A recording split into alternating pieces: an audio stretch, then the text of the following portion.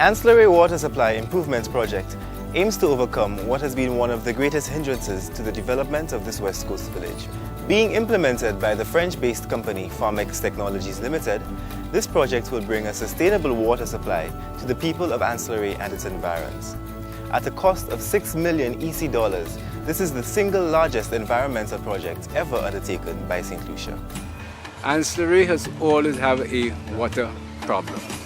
In fact, the first meeting we had with the community group, they complained bitterly about the quality of the water that they got in Ancillary. People were saying that they got fishes coming out of the taps and crayfish and a lot of particles which perhaps made the water system very unhealthy in Ancillary. Again, one of the activities under the EMF program was the supply of potable water. And when we met with the community group, based on our discussions, we were convinced that we should address the water system in Ancillary. As far as I can recall, again, due to the quality of the water at times, it was thought that the children would be affected by way of having diarrhea or bellyache and vomiting and this sort of things. And some of that was associated with the quality of the water. To what extent it was so, I cannot tell you for sure, but I know there was some association between the quality of the water and the type of conditions the children were experiencing. The Ancillary Water Supply Improvement Project involved a number of components. The first was the installation of a treatment plant to ensure that residents receive high-quality water. A 200,000-gallon storage tank as well as a new distribution system were also provided. This distribution system includes a pump to ensure that people at higher elevations also have access to a consistent and reliable water supply. Our survival, the survival of Ancillary, the survival of St. Lucia, the survival of this global world that we're living in depends on three main things. One, the need for fresh air. That's why we're talking about air pollution all the time. There is the need for fresh and nutritious food. And today we are looking at bringing fresh, clean water to the people of Ancillary Canneries. What we are doing here today is not just for us, but it's for the generations to come, that they are going to inherit a good project, a project where Ancillary finally can drink clean, fresh water. Well, let me tell you that I would say 100% of the population of Ancillary are very happy about that project, because we have suffered quite a bit over time, and when we heard that the project was coming on stream, we were extremely excited about it. And we are waiting very patiently for the project to be completed so that it will be fully operational. And I think we are all very happy. And to those who provided the funding and the technical assistance for having the project going, we are deeply grateful.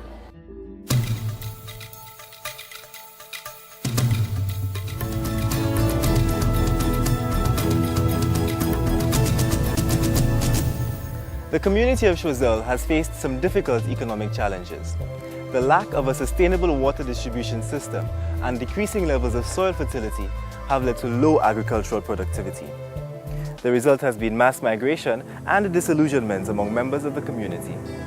The water had been coming to the farmers in an open canal, and lately, maybe a few years ago, part of it was being piped. But this was not reliable enough, because we were tapping from the river, and by the time we get to on the land, to the farmers, I mean, the loss was so great that it was virtually impossible, to really farm on consistently. At a cost of $1.4 million EC, the Choiseul Economic Revitalization Program provided a 150,000-gallon water tank, as well as 13,000 feet of piping to the farmers of Delsay. This has planted the seeds for a new age of economic growth in the region. Here, it's a very dry area. We can only produce in the wet season. and the wet season, as you know, is for a few months. Right now, with the water, we would be able to produce on a yearly basis. So this is one of the biggest impacts it's going to have on the farming community. This is going to be what we refer to as a very modern system. Pipes buried, every time you open your pipe you have. And one of the conditions is that everyone will have to have a storage tank where you store water in your yard. So every time you require water, you have storage. And we'll be doing drip irrigation system. Drip irrigation conserves water tremendously. So there's going to be no wastage. And people can work all through the night. You can open your system and you can irrigate your crops during the night. And then we will move from the traditional crops of the peanuts and the sweet potatoes into the more exotics, the broccoli and the cauliflower, the cantaloupe, the honeydew and the watermelon, so that we can create immediate impact through input substitution, supply to the hotels, and in the level of production. We also want to make sure that this impact is felt in terms of the quality that we are producing. And there'll be lots of training of the farmers in terms of the proper use of pesticides, the management of pesticides, and in some cases, non-use of pesticides. So we hope to include some levels of organic farming. A lot of our people, even those without lands, would be able to find employment on the farms on the lands that will be farmed. Then we will have the young persons who are out here. There will be spin-offs. Some of them they will be able to buy from the farmers and go out to the market and sell. Plus some of them, with the water, they can get involved in quick cash crops. We want to see that project not just bringing just water, but we want to at least let us see what the water means, what the water will bring. And I can tell you it will bring immense development for this place. While all of these projects have had a tremendous impact on the use of St. Lucia's natural resources, they are not enough. Far more important is that every St. Lucian take personal responsibility for our country. What determines the future of our natural resources is the way we dispose of our garbage, farm our lands, build our homes, and use our rivers and seas.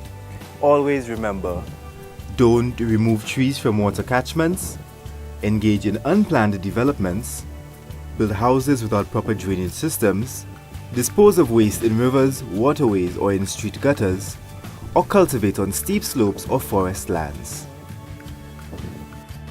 By working together, we can develop our nation in a sustainable way.